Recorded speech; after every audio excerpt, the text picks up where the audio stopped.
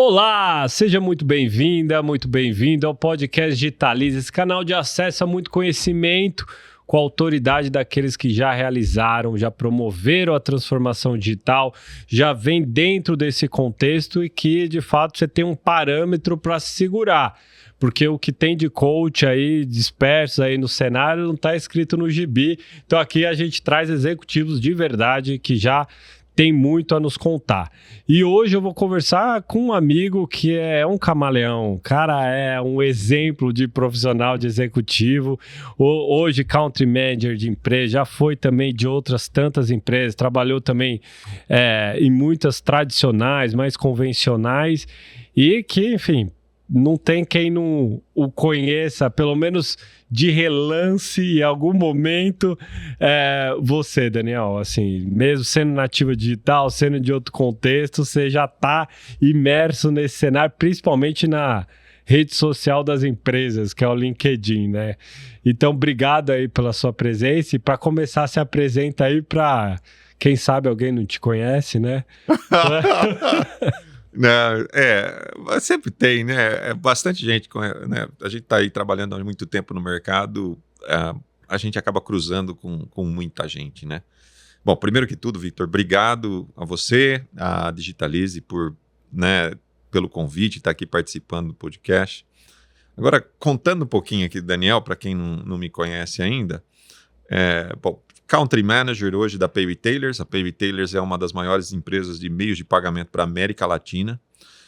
O nosso foco, né, mais de 90% hoje, é processamento de alta complexidade em meios de pagamento. Então, é cross-border. A gente está falando aí de meios de pagamento para casas de aposta, que tem a sua dificuldade e a questão de antifraude muito... é uma questão bastante importante, né? Então, vem crescendo essa empresa, né? Mas aí já tive passagem por muitas outras. E aí é onde que às vezes acumula muitos conhecidos, né?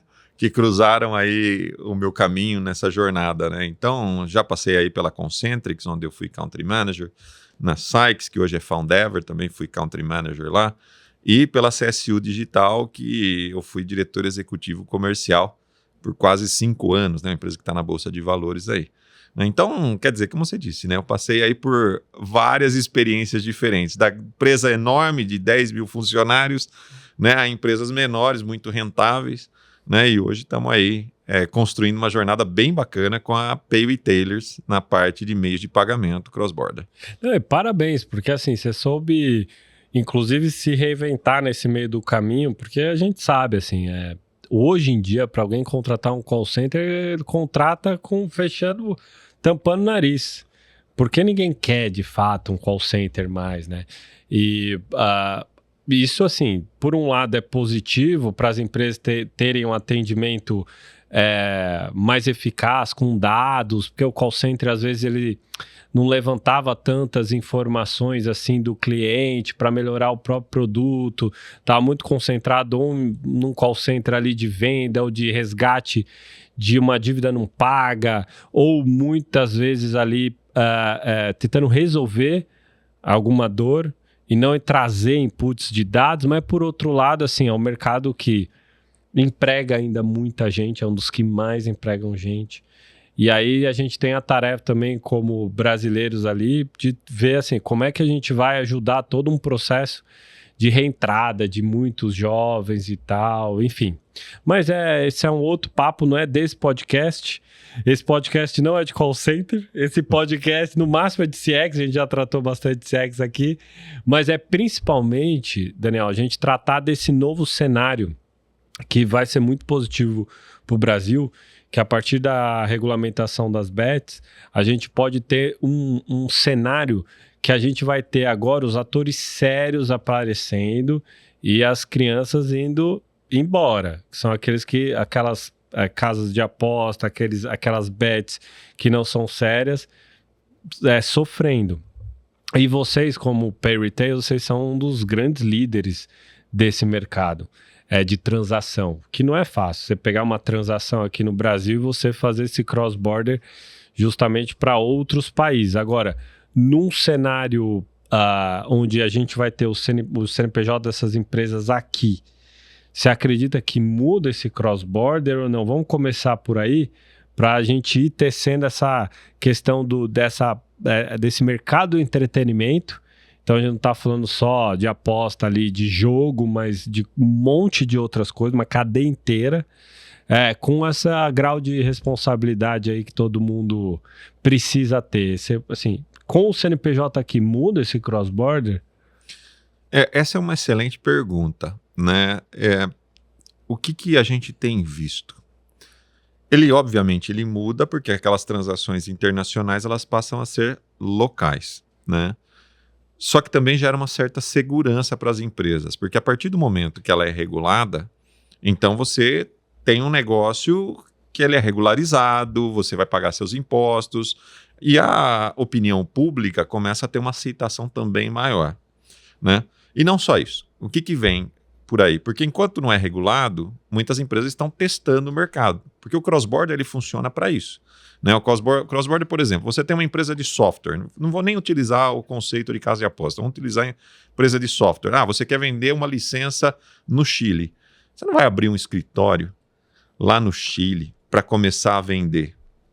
Você pode trabalhar isso através da internet e simplesmente habilitar um meio de pagamento que faça a cobrança lá. Total. Então você vai lá e testa esse mercado. Então o que acontece? Enquanto não era regulado, as casas de aposta que tinham suas licenças em Curaçao, Ilha de Man e muitos outros países, né, onde sim é regulado, eles acabaram testando o mercado brasileiro. Para nossa surpresa, caiu no gosto do brasileiro. Né? Então, de 2017, 2018 para cá, com a pandemia, então, notou-se que o brasileiro gosta de apostar. O que em outros países já é muito antigo, faz parte da sociedade.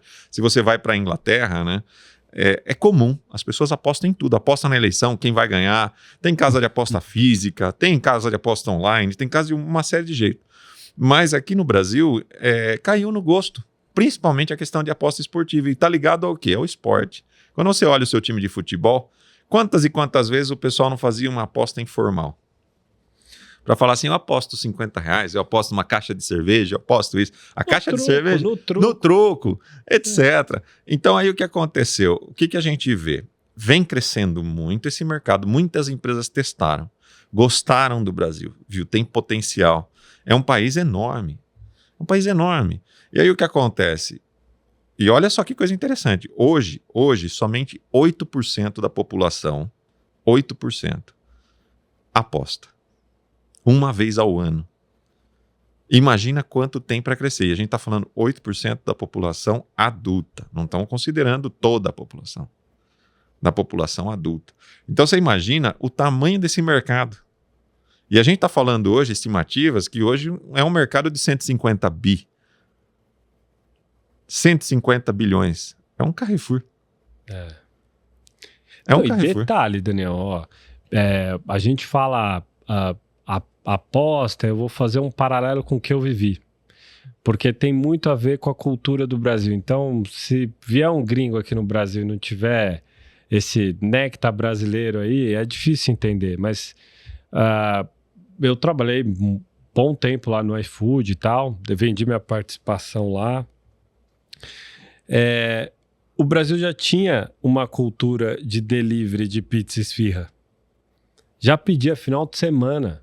Ou o cara ia para a pizzaria, ou a pizzaria já tinha o entregador e vinha. Sair dessa cultura para expandir para outros cardápios não foi tão difícil. Você vê outros países tem mais dificuldade, porque não tinha cultura já do delivery ali. A gente já tinha. O brasileiro já tinha a cultura da fezinha.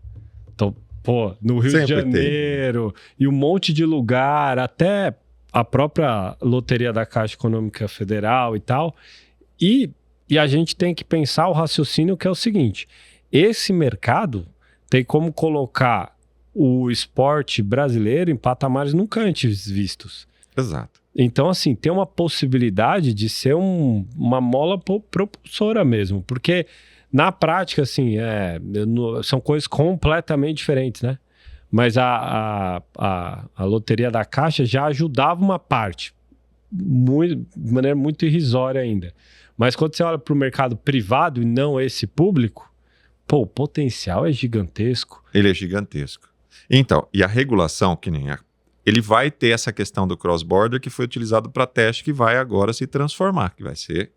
Estão abrindo empresas, mas imagina quantos empregos não vão gerar no Brasil. Porque essas empresas agora vão precisar ter atendimento aqui no Brasil, vão precisar ter instituições financeiras aqui no Brasil, né? Vão precisar ainda de meios de pagamento. Agora, essas foram as empresas visionárias que foram no mercado onde não era regulado e se arriscaram a testar o mercado. Só que agora estão chegando também as empresas que estão já com capital aberto em bolsa de valores, que antes não entravam no Brasil. Por quê? Porque não era regulado. Só que agora já vem para o Brasil, porque agora é regulado, agora eu posso operar lá.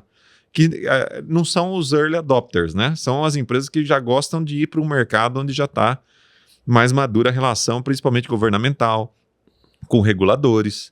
Então, só para você ter uma ideia, a gente patrocinou a ICE London, que é o maior evento de iGaming do mundo, em Londres.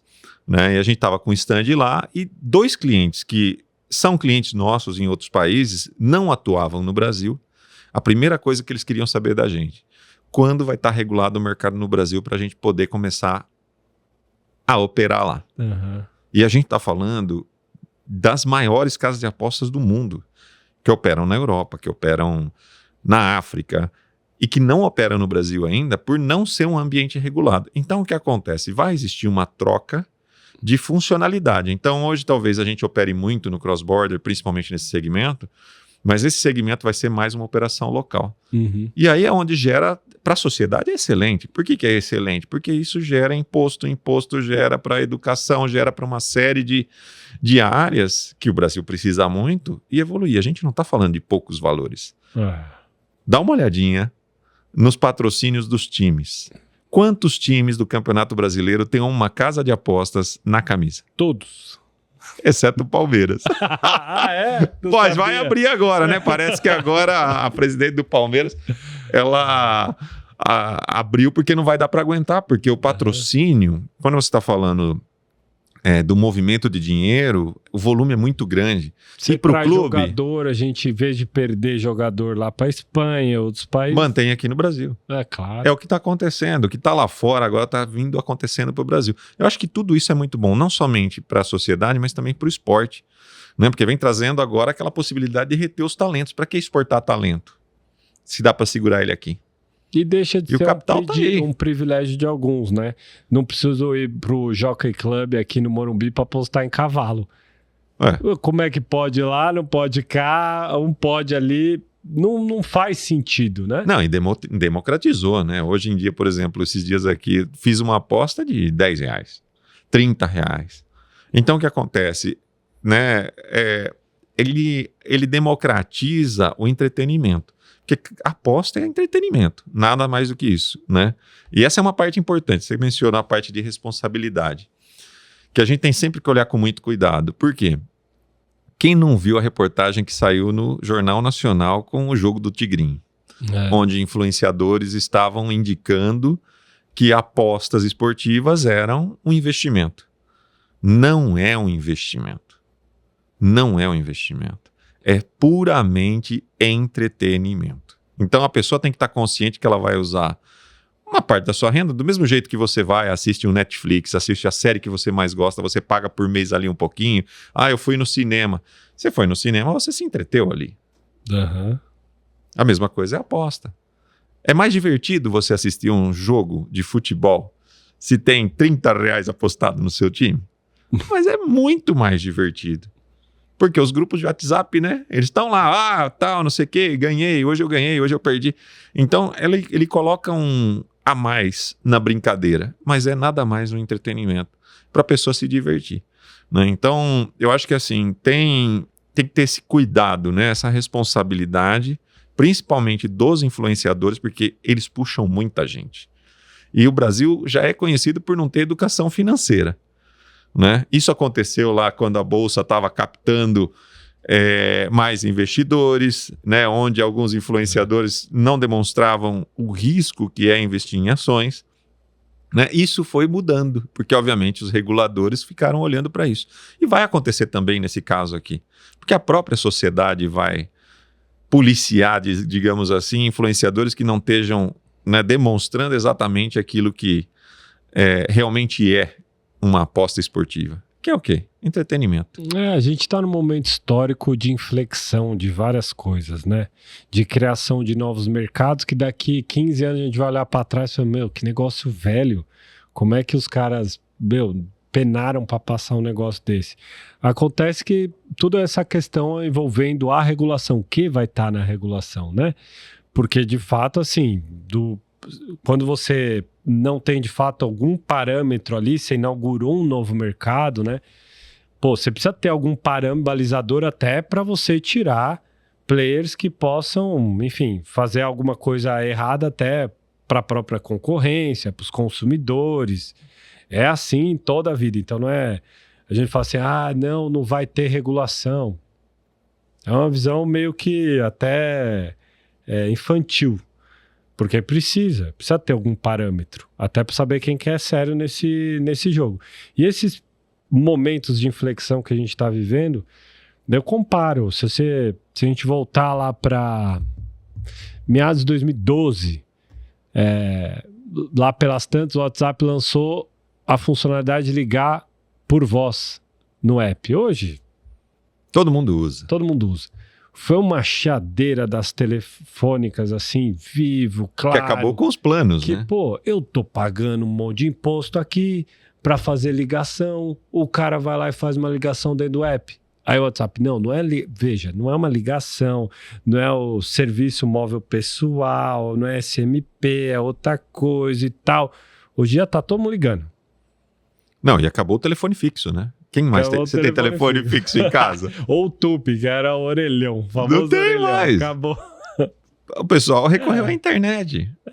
É o que é mais cômodo, porque o que acontece é a questão do comportamento. Quem dita como as empresas vão trabalhar, na verdade, é a sociedade. É um momento de inflexão. É um momento de inflexão. E vai mudando. Mas a nossa geração estamos desbravando mercados realmente. Ó, vou dar um outro exemplo. Até hoje, as pessoas não conseguem comprar um medicamento controlado na internet.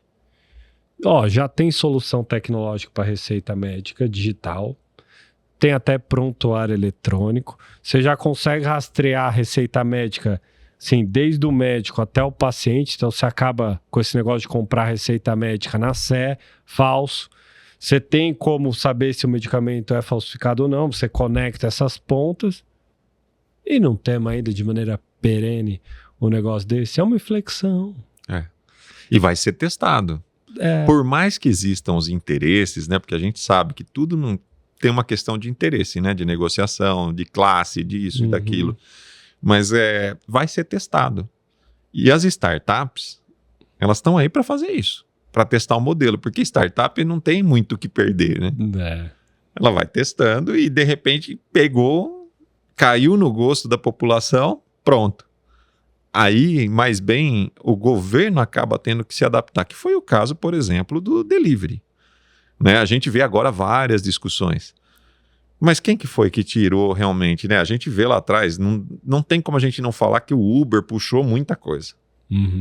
Né? Até o termo uberização surgiu lá atrás. E o Uber testou. E contra uma classe muito unida, que era a classe dos taxistas. E nem por isso deixou de existir o táxi. Ele simplesmente está funcionando de uma forma diferente. Bom, eu quero utilizar o corredor, eu uso o táxi.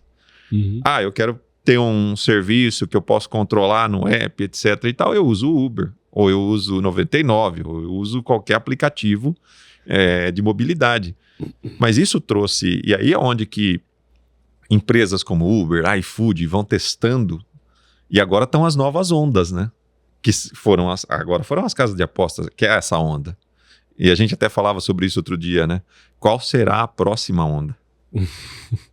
Que agora é a onda da casa de apostas. A gente já passou pela onda de mobilidade, a onda do delivery, a onda das fintechs, a onda das casas de apostas que está acontecendo agora, que eu acho que ainda tem mais uns 5 anos aí de crescimento exponencial para quem estiver nesse mercado. Mas e o que vem depois? Eu te digo, aqui já bateu na porta. Essa que você comentou é uma. É uma. A gente está com as 2 maiores empresas de receita médica digital aqui no grupo, no Movimento Inovação Digital. E pasme, pega o ticket médio, vamos comparar de novo, um ticket médio de um PF, um prato feito, R$40 hoje.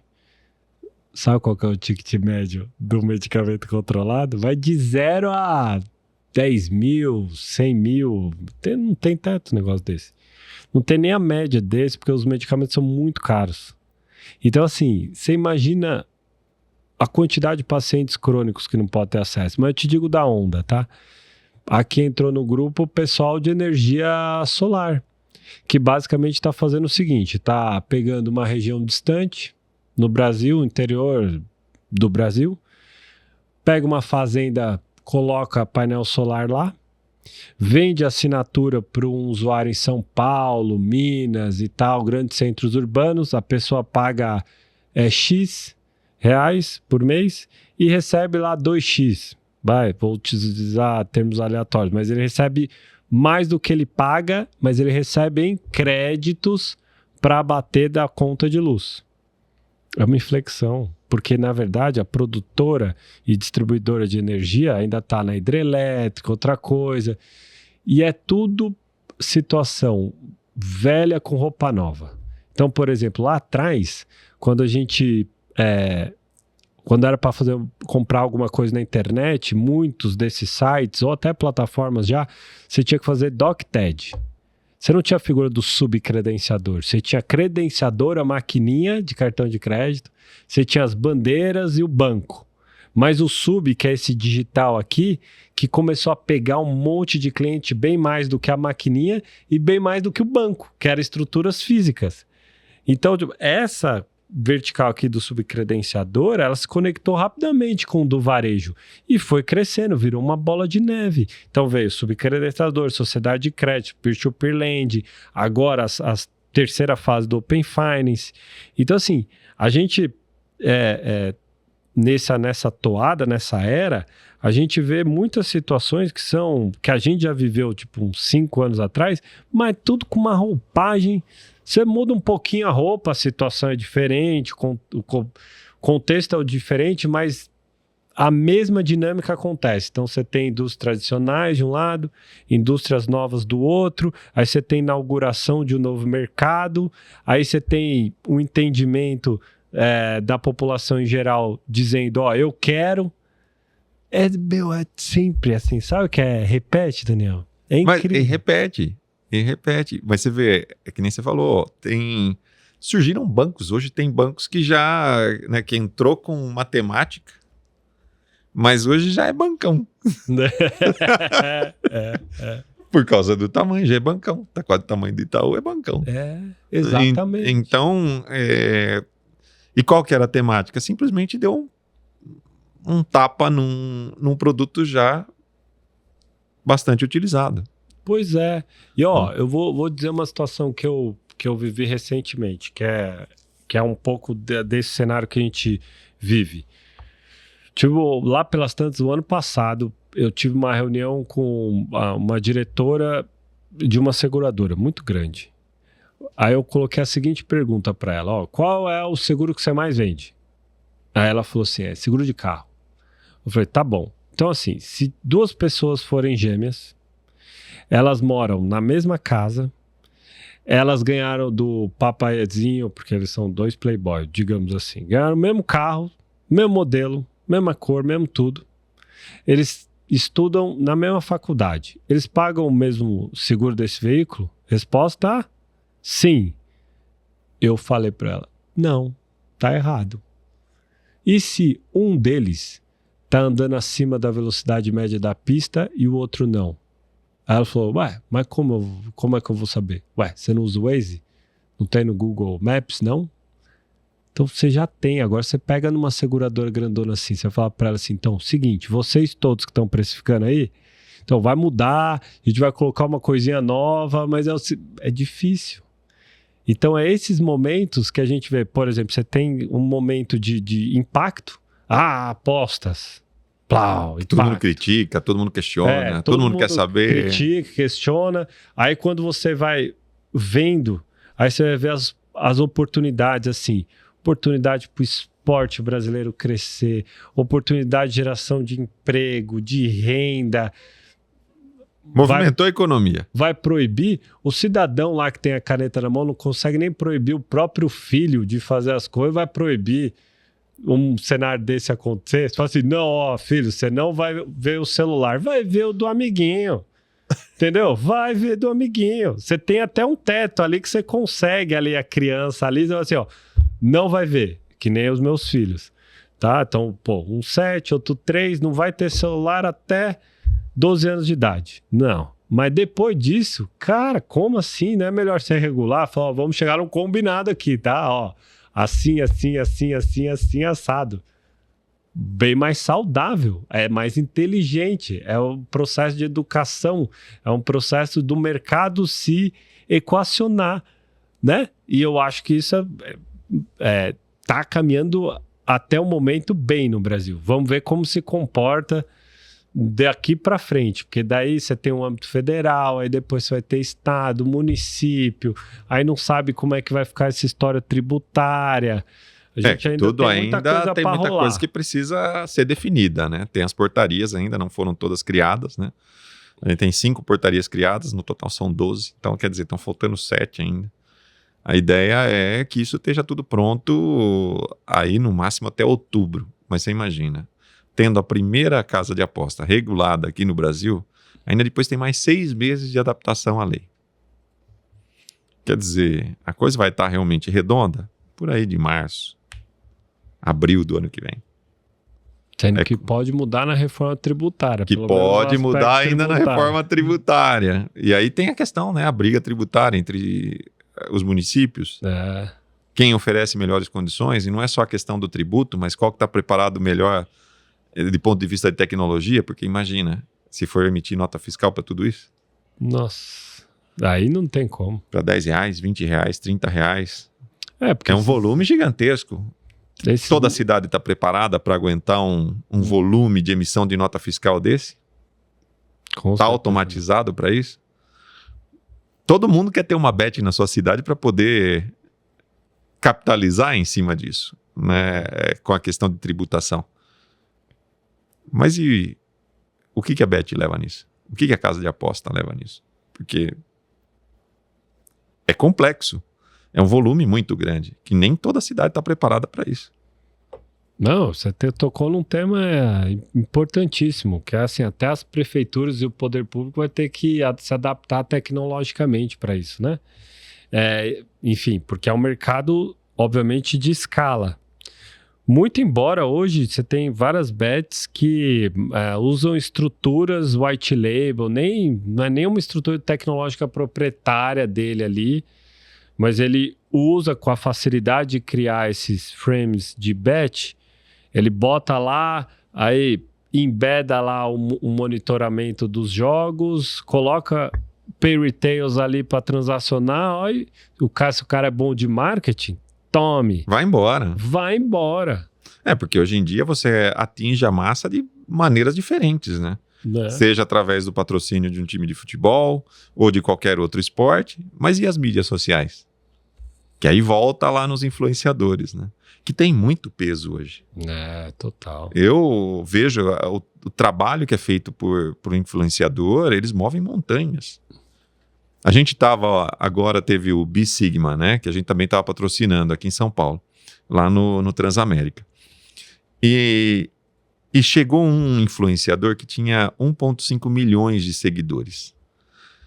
Aí a gente estava conversando um pouco, ele tinha uma empresa de casa de aposta, né? E ele falou, Daniel, né, em quanto tempo, volume, etc, né? Ele estava começando ainda.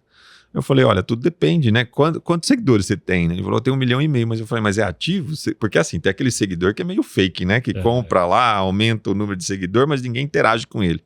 Ele falou assim, não, eu tenho e posso provar. Quer ver, ó? Ele puxou uma live no meio dessa visita no stand. Ele falou assim, eu tô aqui com o Daniel da Pay Retailers.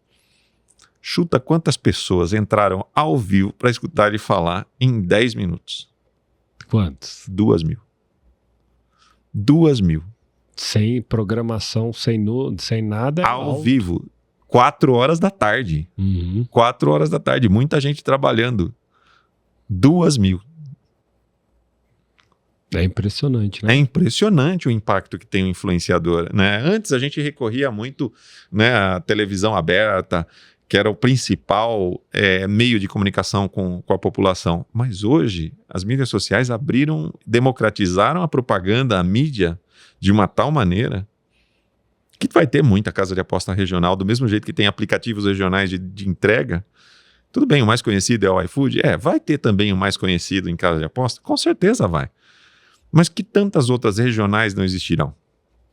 Agora eu vou te dizer uma coisa, assim, nem vou falar que eu vou dar uma de mãe de Ná, porque assim, já aconteceu nos últimos 10 anos, deve acontecer também nesse cenário aí.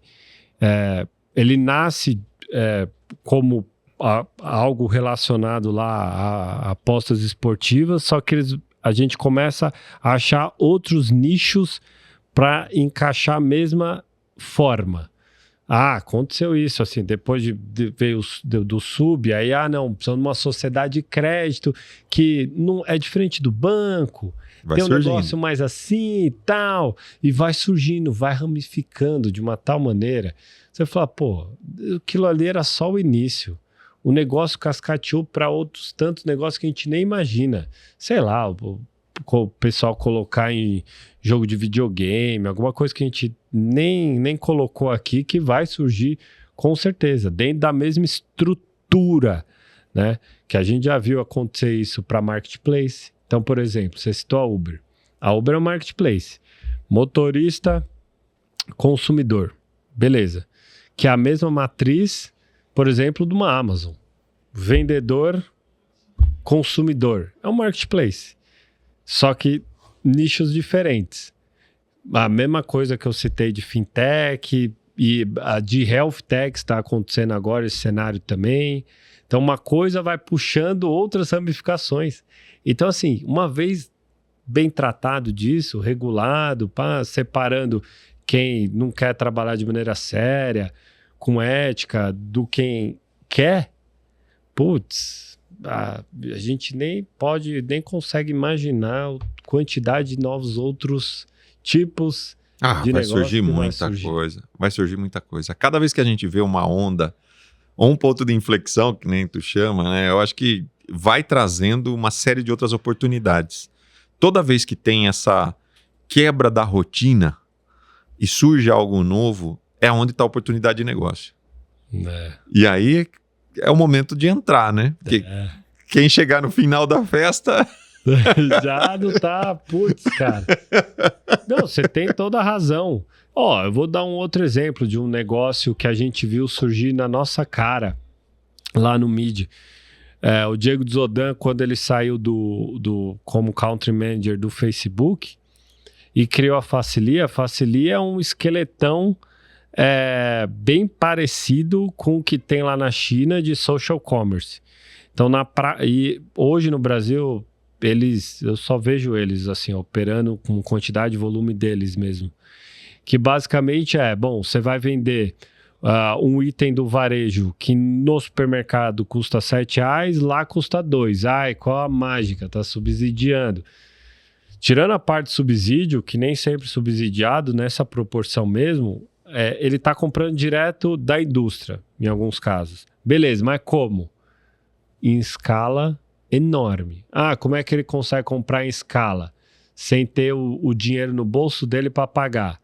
Beleza, ele pega, anuncia, aí as pessoas falam, bom, eu quero comprar aquele leite por R$2, tem interesse.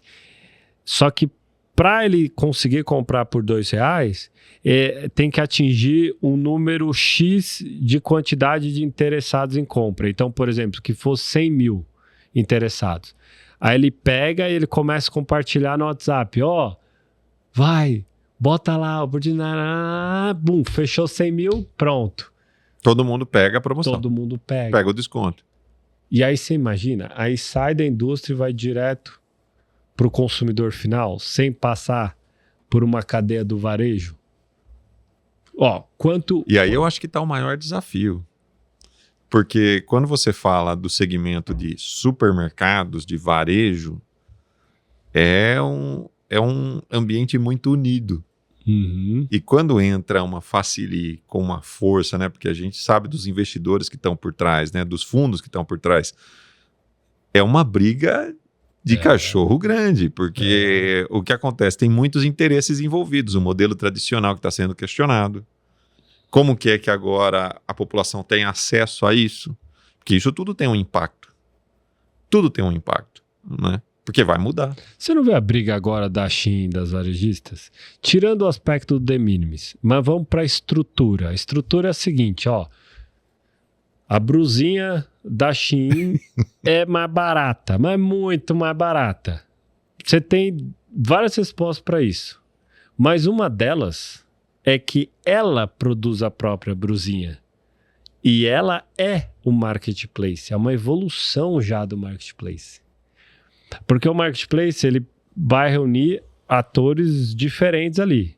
No caso da Shein, ela reúne atores diferentes, mas ela também é indústria. Então, quando ela vende e ela já consegue ter esse poder de escala pela tecnologia e tal, ela consegue um preço muito maior de custo, porque ela é dela. Então, aí pega, de novo, da indústria, vai direto para o consumidor. Mas eu acho que vai mais além disso. É uma mudança de comportamento.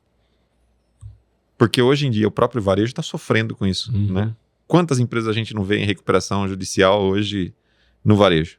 A Polishop foi a última. Né? Com 340 milhões aí em dívida. Os shoppes estão fechando as lojas. Tem um monte fechando, mas é que está mudando o conceito. Né? Um dia desses, fui numa loja de artigo esportivo, porque queria ver o tênis, etc e tal. Aí você vai lá mais para provar o tênis, porque no final das contas você vai comprar online. Por que você vai comprar online? Porque o online você pesquisa, você colocou lá o modelo do tênis. Várias lojas vão trazer. E você pode usar qual ferramenta for. Vamos supor, usou o Google lá para encontrar. Você já sabe o número que você precisa. Para que você precisa pagar mais caro? E a diferença de preço de uma loja física, às vezes, para online, é 30%. E hoje o consumidor está muito acessível a essas tecnologias. A muita gente chega hoje. Você não precisa ter um celular de última geração para poder ter acesso a uma Shein, por exemplo. Isso deu acesso. E a gente não está falando que é barato por causa... tem uma série de condições, mas os produtos são de muito boa qualidade. Então eu diria, auditoria, controle de qualidade dos produtos que estão ali. E que produtos vender, porque por trás tem uma inteligência artificial muito bem utilizada pela Shein, é um case a ser utilizado, e tirou da zona de conforto o varejo que estava acostumado a fazer sempre a mesma coisa. Então todo mundo hoje que acorda de manhã e fala assim, olha, e fica repetindo, e não se questiona se aquele realmente é um modelo válido, tá todo mundo virando... Olha, muita gente tira sarro da Kodak, né? Lembra da Kodak? Mas muita gente está acontecendo a mesma coisa. Está se repetindo. A gente está vendo o varejo, está acontecendo isso. Está se repetindo, porque o pessoal não quer testar novos modelos. Aí precisa vir uma empresa de fora e tirar todo mundo da zona de conforto. Né? E tem empresas que estão se reinventando. E o pessoal se questionava, vale a pena eu abrir... Antes da pandemia, tinha muita loja de roupa feminina que sequer tinha website. Não tinha. E tá tudo bem, não. A gente tem a nossa margem, tá garantido. Tá vendo aí o exemplo da Kodak se repetindo? Não, porque não é necessário, a margem é grande agora. Claro, na época da Kodak também, o filme também tinha uma margem grande, só que tinha a Sony chegando com câmera digital, tinha telefone celular, tinha a Apple soltando telefone. E aí? Não acompanhou? Às vezes a evolução ela tá na cara, mas as pessoas não querem utilizar. Não, porque a tecnologia, eu não quero ser o primeiro. Tudo bem não ser o primeiro, mas também não deixa para muito longe. Porque se você se afastar do timing, você vira uma Kodak. Ou desses antigos, sabe qual que eu sinto mais saudade? Da locadora, cara. Blackberry. Aquele é o Blockbuster. Aquele O Blockbuster, mas tem o celular também. Específico, aquela locadora. Aí você ia lá, às vezes você não tinha muita opção. Você pegava e ia com aquilo pra casa, você tinha que assistir. Era muito legal. Mas você vê que coisa bacana. A Netflix, quando ela começou a tirar a locadora da zona de conforto, foi alugando DVDs. Nos Estados Unidos. Então você ia lá, pagava, depois você tinha que devolver o DVD, se não devolvesse, pagava uma taxa. Só que ela mesma foi lá e matou o modelo dela muito rápido, e foi aí onde pegou todo mundo no contrapé, porque até aquele momento, beleza, eles só estão alugando DVDs de uma forma diferente. Só que pegou um pessoal que o negócio da Netflix não era simplesmente alugar DVD ou alugar o filme, era quebrar aquela rotina, trazer algo novo. E aí entrou o streaming muito forte. E aí veio todo mundo copiando. A Disney, hoje se você tem Disney Plus, a Amazon. Bom, a Amazon ela entra em tudo, né? Não dá pra, é difícil você dizer assim, mas o que a Amazon não tá fazendo, né? Mas a Amazon entrou. Até a Globo entrou. Quantas empresas não entraram no streaming? Mas não poderia ter partido disso. Eles chegaram primeiro, obviamente, abocanharam. Quem chega primeiro, testou o modelo, tem um investimento maior? Tem, porque está testando o mercado. Mas depois que testou e você já sabe, você já tem toda uma bagagem que os outros vão ter que correr atrás para chegar. O problema é esse. Como que você compete com uma Shein agora? Aquela empresa de varejo que não conseguiu concorrer, sabia que existia uma Amazon chegando, né? Falava assim, não, a Amazon tá ali, mas eles estão só incomodando o Magazine Luiza, Casas Bahia, não vão incomodar com roupa. Aí, de repente, chegamos no mesmo modelo, só que com a parte de roupas. E aí? Como você segura esse rojão? Chegou do nada, bum!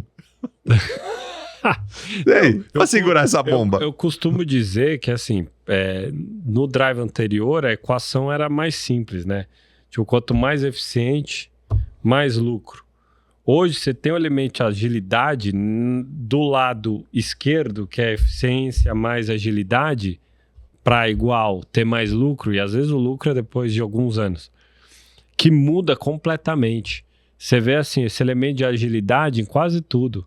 Pô, os caras escreveram uma cartinha, os grandes líderes das Big Techs lá fora, uma cartinha falando assim, ó, a gente sugere que as pesquisas com IA tem uma interrupção de 6 meses com o ChatGPT pronto para lançar e os dele também. Cada um tinha a sua, porque depois todo mundo lançou, mas ele lançou depois do ChatGPT.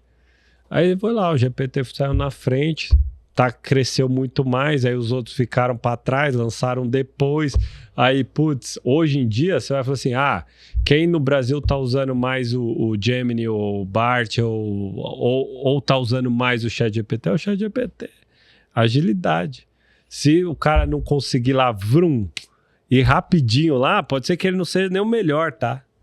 Mas é que a marca fixa, ele conquistou. Ele já angariou. É que às vezes você fala assim, deixa eu abrir, você nunca vai falar, deixa eu abrir meu aplicativo de mobilidade aqui. Fala assim, deixa eu abrir o Uber aqui. Pau. Você liga com a marca. É isso. Você não liga... Não liga mesmo. Agora você fala assim, você não fala assim, deixa eu abrir meu aplicativo aqui para comprar agora uma roupa nova aqui. Não, deixa eu abrir a Shein. Eu não sei nem qual que é o concorrente da Shein, para falar a verdade. Porque eu só escuto dela. Não, a Shein, assim, tem, assim, o mercado livre tem roupa e tudo mais, mas assim, no modelo em que ela mesma aluga a fábrica ou é dela, aí hoje aqui só ela, né? Porque hoje quando você compra no AliExpress da vida, você já compra direto da indústria. Muitas vezes você nem sabe, mas está comprando direto da indústria. Então esse modelo indústria direto pro consumidor já tem, mas aqui no Brasil, com as duas verticais, tipo proprietárias, acho que só elas mesmo, só eles mesmo. Não tem. E aí, essa que é a grande questão, porque se você pegar no Brasil, você vai pegar lá, varejo todo, só 15% tá no digital, só 15%, ou seja, quase nada. Aí você vai pegar uma cidadezinha do interior, que tem aquela pracinha, aquela ruazinha que é o comércio local. Aí você vai ver lá o liquidificador lá por R$500. Aí você vê o cara, né, o mesmo liquidificador na internet entrega em casa R$300. Por enquanto, o meu pai vai, meu avô vai naquele centrinho. E a geração dos meus filhos, geração Z, do arrasta para cima. Quando a geração do arrasta para cima tiver cartão de crédito deles, meu irmão, A galera não vai pra o que lá. vai não acontecer vai. com a pracinha, cara? Mas Aquela é aí onde rosinha que do tá. comércio. É onde que tá. É uma evolução. E muita gente vai ser pega de surpresa por não estar acompanhando. É a Por não era tá da acompanhando. inflexão.